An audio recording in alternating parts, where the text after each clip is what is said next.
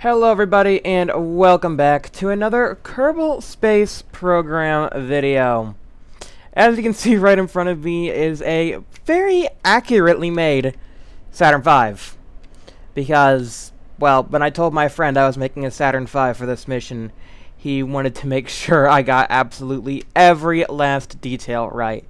And you know, working together, I think we did a mighty fine job. I even went so far into detail that I went online and found some flags with letters on them. We got Dragon Aerospace, and then we have it written in tiny letters on the side, Dragon Aerospace, and then we got the, you know, our official flag right here. We got all the crew. It's different crew. It's not Jebediah, Bill, and Bob. Well, mainly because they just got done with their big trip on the Hydra. Figured they, you know, want some time off. So they'll get some time off while we have three new Kerbals. Well, not new. They've been on missions before, but you know, they've never been to Eeloo before. I'll tell you that. So yeah, that's what we'll be doing. Yeah, it's pretty much just an Apollo mission to Eeloo, which I thought, you know, when I was thinking about missions to Eeloo, I'm like, you know, what would be fun? Just a straight up Apollo mission, because a Saturn V in KSP has enough Delta V to go to Eeloo. Which is crazy, but that's what we're going to be doing. So here we go. 3, 2, 1, and liftoff. We have liftoff. Liftoff on Apollo 11. Sure. We can call this Apollo 11, I guess. Or what's better than Apollo? I don't know. I can't think of a funny joke to make. It's just a Saturn V. And we're going to Eeloo. So, really not like Apollo at all. Well, looks like the abort works good. Yeah, we were going in through the atmosphere way too shallow. Okay, attempt number 2. 10, 9, 8. Ignition sequence start. 5, 4, 3, 2, 1. All engines running. Liftoff! There we go. Beautiful. Tower cleared. And off to Eeloo!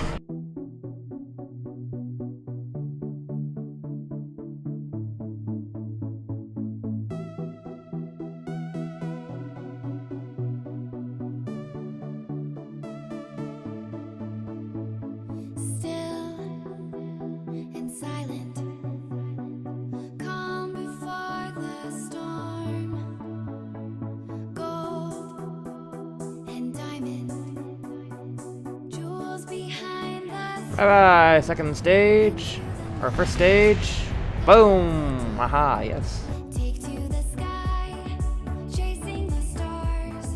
All that we said, all that we are, waiting to fly. This is the start.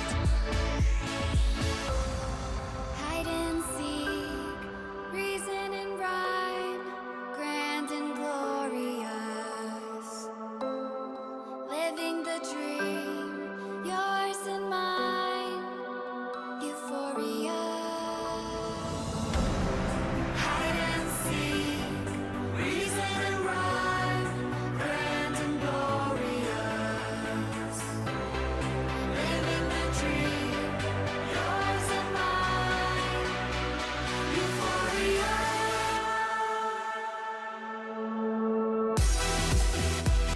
Hey, look at that, we got an orbit. Isn't that fun? Oh yeah, I love orbits. They're so fun. There we go, nice orbit. So if we set up a maneuver to Eeloo. Failed to get an air second, got very close. The midcourse friction after the creative maneuver should allow for social. Okay, we'll do that. Okay, 2,121.5. Okay, cool. All the way out to there. Start burn in 2 years and 107. What?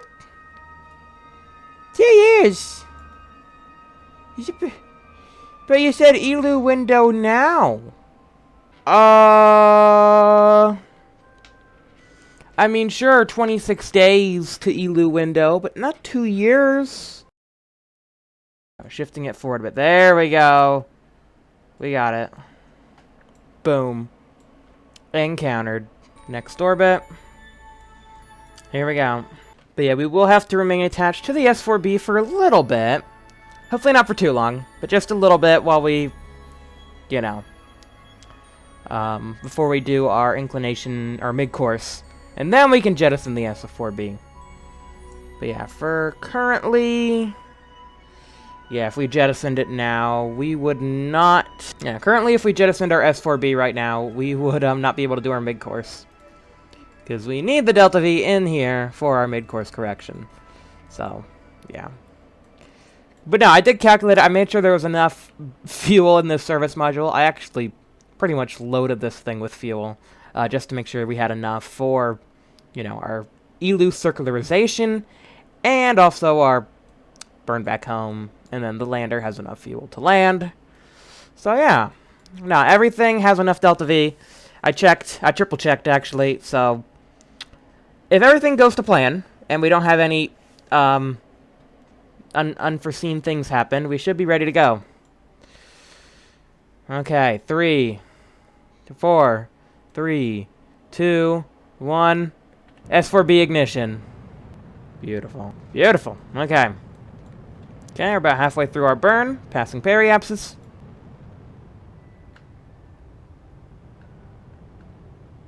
There we go. We are on an escape trajectory all the way out to Eeloo's height. Okay, so now if we just make a maneuver at our ascending node, which will be in 107 days, a bit longer than the 3 days, the Apollo astronauts actually had to, you know, a bit longer. Quite a bit longer, actually. That's not just a little bit longer. That's quite a bit longer. Oh, yeah, if we do it a bit later, the later we do it, the more efficient it is. Ah, I see. Okay. Well, there's no rush to detach the S4B. Just, I kind of want to detach it, because, you know, realism, but, no rush. Oh, that's Joule. Okay, yeah, Joule, we're not going to Joule. Okay, we're actually going to Eeloo. Eeloo, yes. Hello, how you doing? And we actually want a collision course with Eeloo. That's what we want. We want to collide with you, Eeloo. We want to hit you real hard right in the face. Right in that planet face. Square in your planetary face. Oh, I just realized we actually don't have enough Delta V. Okay, we might have to shift this, forward a bit. Now we have enough. Okay, now we can afford it. Cool. Yeah, because what we want to do is collide with Eeloo. So when we jettison our S4B, it will hit the planet real hard. Just like what the Apollo missions did. They didn't leave the S4Bs. Well, they might have left some, but most of them just ended up crashing to the moon eventually. Or, you know, they deliberately crashed them into the moon after they did their seismic experiment. Unfortunately, this will be before we do our seismic experiment. Well, actually, I didn't bring any seismic experiments, so yeah. We'll probably, yeah, this is pretty much just like Apollo 11, because I didn't bring any seismic experiments. So, yeah. Any collisions won't generate any useful seismic data. Unfortunately. Yeah, unfortunately, we will have to worry about the impulse gained from actually decoupling the S4B. Well, actually, I think, is that a docking port, or is that a decoupler? Hold on. What did I use for here? Oh, yeah, I used a tiny little decoupler. Look how cute it is. Oh, it's so tiny and adorable. But yeah, we'll have to worry about this thing pushing the S4B off course. I mean, if that's the case, I can just use RCS to push it back into a collision course. It's not a big deal. But yeah, this thing will collide with Eeloo. But yeah, for 145 days, you guys got a long time to wait. So yeah, well, I think we will go ahead and do that, and then after that, after our correction course, making sure that we are on a collision course with Eeloo, or at least make sure the S4B is. We will, yeah, after we do that, we will make sure, yeah, after we do that, we'll put this in the normal Apollo configuration, and then they'll spend the rest of their way to Eeloo. But yeah, this will be our final burn of the episode, 801.5. Goodbye, Kerbin. Nyom. It just went nyom, and then it was gone. It was just gone. It just vanished off the face of. Well, I was gonna say off the face of Earth, but that was Kerbin. That was technically Earth. This is space. It's gone though. Goodbye. And here's our burn. Wow, 145 days later. You guys don't look a day over 50 days actually, so that's good. Okay. Oh, I don't want to burn any. Don't want to waste any more RCS. That's a limited supply.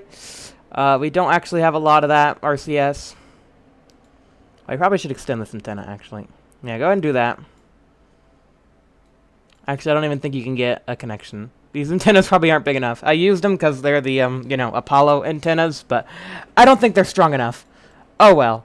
I'm sure everything is going to end up being just fine. You know, we have Gia. She is a great pilot. I'm sure she won't let anybody down. And go. Just do the last little bit of the burn. So that we are nice and precise. There we go, perfect. Okay, let's check that out. How's that collision course?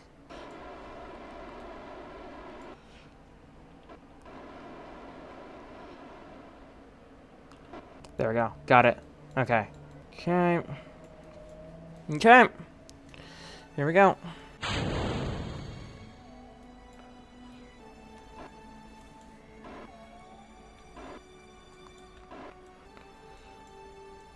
Okay. Good. Steady, steady, steady.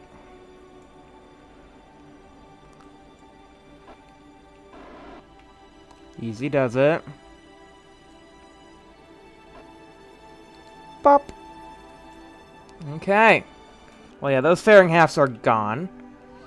Okay, we are still on. Okay, so if we pulse. Okay, if we pulse H, we go down.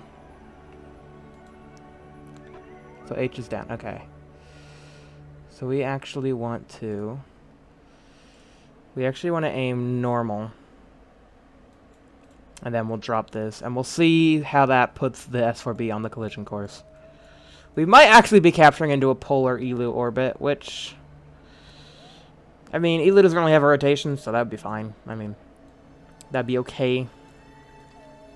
Yeah, I mean, we can probably correct our encounter. Just for now, it's a very rough encounter.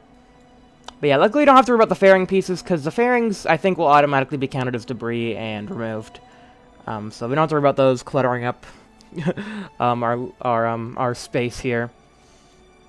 Okay, I'm gonna go ahead and save the game. Bop. Save. And okay, yeah, that does that, and that, and that. And bop. Okay, that did not, Okay, the staging got messed up. I'm glad I didn't click that again. We'll just, do that. Okay, so now, what is your trajectory? Not a collision. It's actually such a minuscule impulse. I think this is enough. And boop. Yep, there we go. Wonderful. And to avoid us from hitting it, we will pulse away. Yeah, pulse away. Pulse away. Okay. We are clear. And it is going to be deleted. Nice. Okay. Goodbye. Goodbye. Cool. Okay. And we have the MEM. Or, as I called it, the IM. Because it's an Eeloo module. Aha, nice. We can go ahead and, yeah, let's go ahead and enable the cutaway for a minute. We can, we got some science in here. Yes, I know, there's a lot of part clipping. This Science Junior is heavily part clipped, and yeah, you can see all the fuel tanks that I put in here to make sure that we had, you know, an optimal amount of delta V. We have 2,000 meters per second. Yeah, and I don't know what's going on with the stages. I'll probably, yeah, let's see. Okay, so that, no, that goes later. Okay, so that happens later. Yes, okay. Parachute, yes, but then that's... But the thing is, that's for the... That's the spark and the coupler. That's for the ascent stage. So that goes down here after this one, which... engine says it has 0 meters per second, but it doesn't. There's fuel in here. Trust me. So, yeah, that engine will go. Yeah, okay, it does have fuel. Just making sure that it had fuel. Before the game was like, yeah... Or maybe, let's just do... Hold on, let's just activate that and just see if we can't do a quick... Okay, good. We're getting thrust out of that engine. Okay, I was worried for a minute that maybe that engine wasn't giving us thrust. Like, maybe the fuel wasn't properly transferring to the engine. Nope, the engine is fine. Because, yeah, it is a little part clipped. Just for aesthetics, really. There's no part clipping that gives me extra bonus to anything. It's literally all just aesthetics. But yeah, no, the next engine we need to be activated is the big old CSM engine, and that's good. Everything else is good. And we can go ahead and hide all that. There we go. So, that is our Apollo mission. And yeah, we do not have any connection to the KSC whatsoever. Because, yeah, we are really far out. To be fair, we're not, like, that far out, but, yeah, I mean, yeah, we're past Duna. We're past Duna's height, so, yeah. Be about a year till we get there. So, yeah, we'll be doing some Mun missions next time with our Mun base, Mun Arch, Mun rovers, and stuff. And, oh, yeah, speaking of rovers, there actually is a rover in here. I did do that. There's, like, a rover. You see the rover in here? Yeah, it's pretty cool. Yeah. There's a whole deployment mechanism and everything. But we'll get to that when we get to that. And I'll show you guys how that all works. It's pretty cool. But yeah, we got science. We got things. And yeah. Things are looking good. As good as floating around in deep space can be. Anyway, if you guys enjoyed this video, please be sure to leave a like. Subscribe for new videos. Have a great day. Get rest of your day. And yeah, next time we will be doing some stuff on the Mun. Which, ironically, will not be in this craft. Even though this is the rocket that originally took us to the moon. But now this is not going to the Mun. Yeah. Interesting how that works. Do a spin. Yeah. Nice. Nice. Very, very nice. Okay, bye.